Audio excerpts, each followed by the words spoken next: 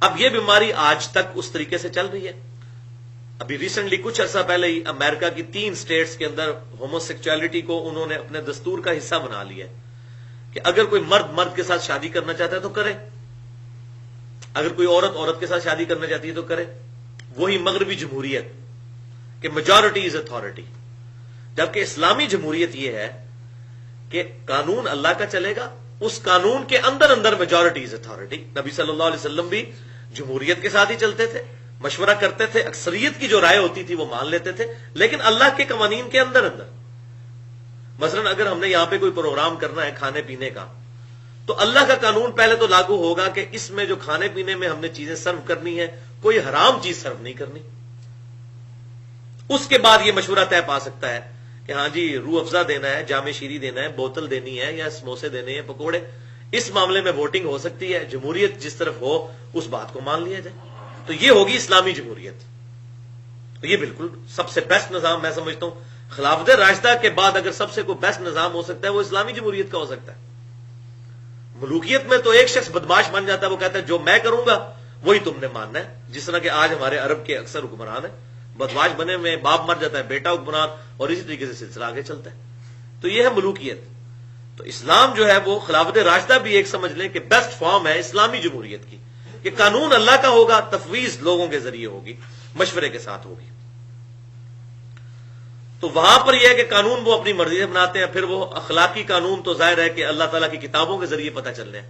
Moral laws دنیا میں جہاں بھی کوئی بنے ہوئے ہیں, یہ چیلنج کی بات ہے, وہ اللہ کی کتابوں سے ڈیٹیکٹ کیے گئے ہیں. انسان کبھی بھی مورل لا نہیں صحیح بنا سکتا, کیونکہ اگر مرد کوئی قانون بنائے گا تو وہ مردوں کا اس میں خیال رکھے گا, عورتیں قانون بنائیں گی تو وہ کوشش کریں گی کہ عورتوں کے حقوق کا خیال رکھا جائے. جبکہ اللہ تبارک و تعالیٰ جو قانون بنائے گا, اللہ تعالیٰ تو مردوں اور عورتوں اور تمام جو اللہ تعالیٰ کی مخلوقات ہیں ان کا پالنے والا ہے, ان کو بہتر سمجھنے والا ہے. وہ جو قانون بنائے گا وہ دی بیسٹ قانون ہوگا, بلکہ دی اونلی قانون وہی ہو سکتا ہے کہ جو امپلیمنٹ کیا جائے. لہذا یہ جو ہومو سیکچولیٹی کا مرض پھیل گیا, اس حوالے سے اسلام کی تعلیمات بالکل واضح ہیں. آخر میں 2 حدیثیں, اس کی سزا کیا ہے اگر کوئی یہ کر بیٹھے تو. وہ 2 حدیثیں جامع ترمذی میں انٹرنیشنل نمبرنگ کے مطابق 1456 اور سنن ابن ماجہ میں 2561 نمبر حدیث ہے کہ آپ صلی اللہ علیہ وسلم نے فرمایا, تم جس کسی کو بھی قوم لوط کا سا عمل کرتے دیکھو تو فاعل اور مفعول دونوں کو قتل کر دو. اور ظاہر یہ اسی صورت میں ہوگا کہ اگر اس کے ساتھ زبردستی نہ ہو رہی ہو, بالکل وہ رضا کے ساتھ کر رہے ہوں. ظاہر ہے کہ اگر کوئی زبردستی کسی کے ساتھ کرتا ہے پھر تو جو کرنے والا ہے اس کو قتل کیا جائے گا, دوسرے کو تو نہیں. تو فاعل کو اور مفعول کو قتل کر دو, قانونی طور پہ, خود نہیں قانون کو ہاتھ میں لے سکتے. یعنی یہ قانون اسلامی سزا اس کی بتائی آپ صلی اللہ علیہ وسلم نے. اب بظاہر دیکھنے میں بڑی سخت یہ سزا لگتی ہے, لیکن یہ بھائیوں اگر کسی کے 3 یا 4 سال یا 5 سال کے بچے کے ساتھ کوئی کرے نا, تو پھر اس کے باپ سے پوچھے تو وہ کہے گا نہیں بالکل صحیح سزا ہے, یہی سزا ہونی چاہیے. یہ تو جب اپنے پہ آتی ہے نا پھر پتہ چلتا ہے. تو یاد رکھیے گا اسلامی سزائیں جتنی ہیں یہ اتنی سخت سزائیں اس لیے ہیں تاکہ ڈیٹرنس ہو, اس کا روپ بن جائے کہ سزا ایک کو ملے اور لاکھوں کی اصلاح ہو جائے. یہ ہے اصل اس کا مقصد. زنا کی سزا اتنی سخت اسی لیے رکھی گئی. آج مجھے بتائیں اگر پاکستان میں لوگوں کو یہ یقین ہو, آئے دن ہم خبروں میں یہ بات سنتے ہیں, روزانہ 1-2 خبریں اس طرح کی ہوتی ہیں, بلکہ اب تو وہ سال کے بعد جو ڈیٹا بتاتے ہیں تو حیران ہوتا ہے بندہ کہ پاکستان جیسے سو کالڈ نام نہاد اسلامی ملک میں بھی ہزاروں واقعات چھوٹے بچوں کے ساتھ بدفعلی کے, ٹیچرز کے اور اسی طریقے سے باقی لوگوں کے ہوتے ہیں, اور پھر بعد میں ان کو قتل بھی کر دیتے ہیں. اکثر واقعات میں یہ ہوتا ہے. تو مجھے بتائیں اگر یہ بدفعلی کرنے والے کو پتا ہو کہ پاکستان کے قانون میں سزا اس کی قتل ہے اور بچت بھی نہیں ہوگی, 2 منٹ کے اندر یہ ختم ہو جائے گا معاملہ اس ملک سے. ڈیٹرنس. دنیا میں 2 اسلامی ملک ایسے ہیں کہ اپنی بہت خرابیوں کے باوجود کافی حد تک اسلامی سزائیں وہاں پر نافذ ہیں. ایک سعودی عرب اور دوسرا ایران. اور آپ وہاں جا کر کرائم کی ریشو چیک کر لیں, دنیا کے کسی ملک میں اتنی کم ریشو نہیں ہے جرم کرنے کی جتنی ان 2 ملکوں کے اندر ہے. کیونکہ ادھر لوگوں کو پتا ہے کہ چور نے اس کے ہاتھ کٹیں گے. ایک بار ہاتھ کٹ جائے نا چور کو یقین ہو کہ میرا ہاتھ کٹنا ہے, اور دوسری بار چوری کی تو دوسرا ہاتھ کٹنا ہے, تو کبھی نہیں چور کرے. تو یہ اسلامی سزاؤں کی حکمت یہ ہے کہ ڈیٹرنس، کہ ان کی دہشت ایسی ہو کہ ایک بندے کو سزا ملے اور لاکھوں کے لیے. یہ نہیں ہے کہ مطلب وہ سعودی عرب میں ہر دوسرا بندہ ہی ٹونڈا ہے. لوگ باہر کے لوگ یہی سمجھتے ہیں یہاں تو چور کے ہاتھ کاٹے جاتے ہوں گے تو آدھا سعودی عرب جو ہے اس کے ہاتھ ہی کوئی نہیں ہوں گے. ایسا نہیں ہوگا بھائی. جب ہاتھ کٹیں گے نا پبلکلی تو بڑے بڑے چور جو ہے نا وہ بھوکا مرنا گوارا کریں گے، ہاتھ نہیں اپنا کٹوائیں گے. لیکن یہ بات یاد رکھے گا، یہ ساری اسلامی سزائیں اس اسٹیٹ میں ہوں گی جہاں پر نظام بھی اسلامی ہو. اگر گورنمنٹ جو ہے وہ عوام کو روٹی دینے میں ناکام ہو گئی ہے اور لوگ بھوکے مر رہے ہیں اور وہ روٹی چوری کر لیتے ہیں تو اس کے ہاتھ نہیں پھر کٹیں گے، الٹا پھر اسلامی سزائیں بدنامی کا باعث بن جائیں گی.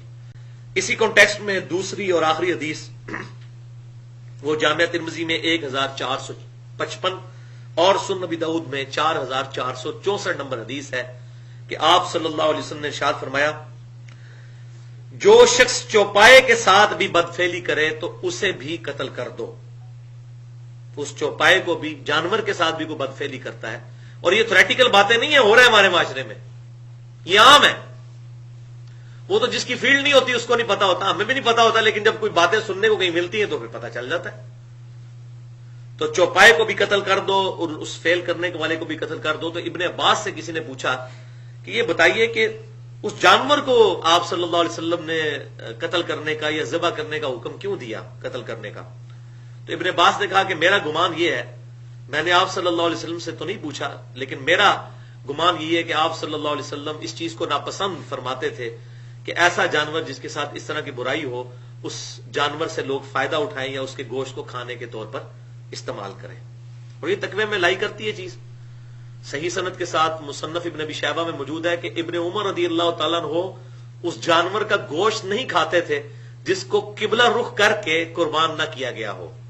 حالانکہ قبلہ رخ کر کے قربان کرنا ایک سنت ہے، اگر کوئی ویسے ہی کر لیتا ہے قربان، صرف وہ شرط اس کے لیے بسم اللہ واللہ اکبر پڑھنا ہے. اب مرغی ہم جو ذبح کروانے کے لیے جاتے ہیں تو کتنے لوگ ہیں جو قبلہ رخ کا اہتمام کرتے ہیں، تو جانور تو ذبح ہو جاتا ہے. لیکن ابن عمر رضی اللہ تعالیٰ عنہ کا یہ تقویٰ تھا، وہ کہتے تھے کہ جو جانور چاہے وہ کوئی مرغی ہے یا کوئی بکری ہے، اگر قبلہ رخ اس کو کر کے نہیں قربان کیا گیا تو اس کو وہ ناپسند کرتے تھے کہ میں نہیں اس میں سے کھاؤں گا. تو اتنی چھوٹی چھوٹی چیزیں احتیاط کرتے تھے، تو تبھی تقوی کا یہ لیول تھا.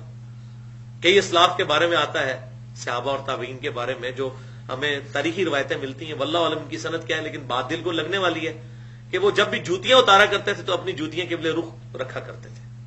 اگر لوٹا رکھا ہے وضو والا تو اس کی جو ٹوٹی ہے وہ قبلہ رخ رکھی ہے.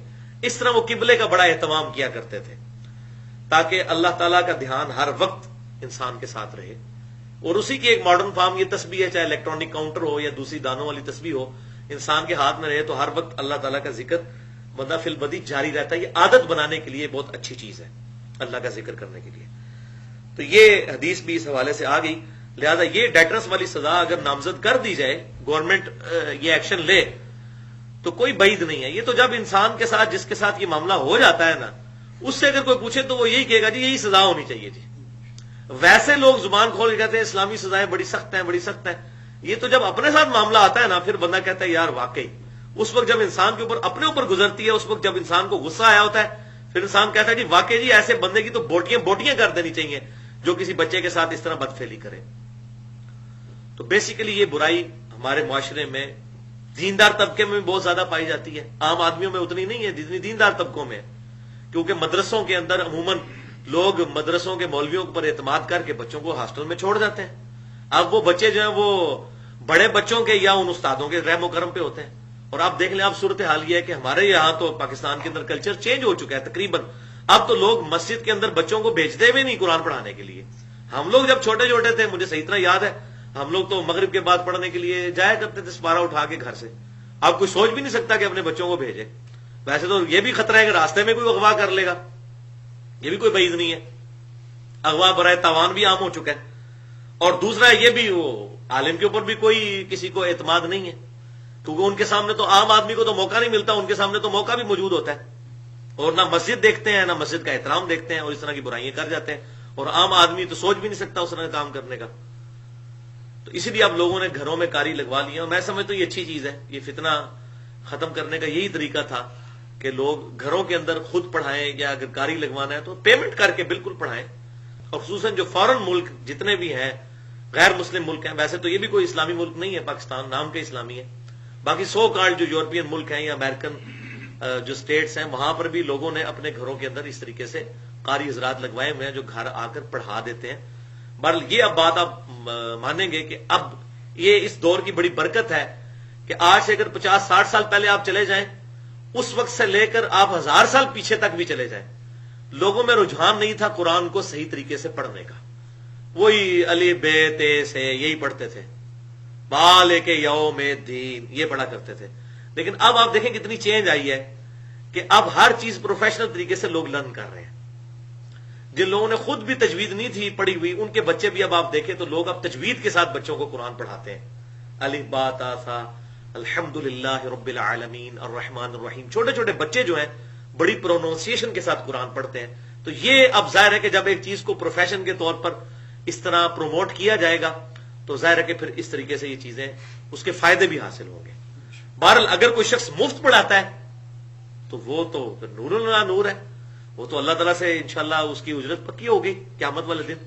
باقی جس نے دنیا میں لے لی تو اس کے لیے پھر دنیا میں ہی ہے، تو مفت پڑھاتا ہے تو وہ تو بہت افضل کام ہے۔ ابھی بھی کئی لوگ ہیں جو مفت پڑھاتے ہیں، انجینئرنگ یونیورسٹیز میں، میڈیکل کالجز میں، لوگ وہاں پر مفت ایک دوسرے کو قرآن تعلیم کرتے ہیں۔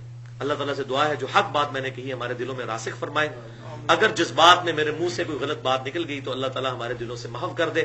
سبحانک اللہم و بحمدک، اشہد ان لا الہ الا انت، استغفرک و اتوب الیک، وما علینا الا البلاغ المبین۔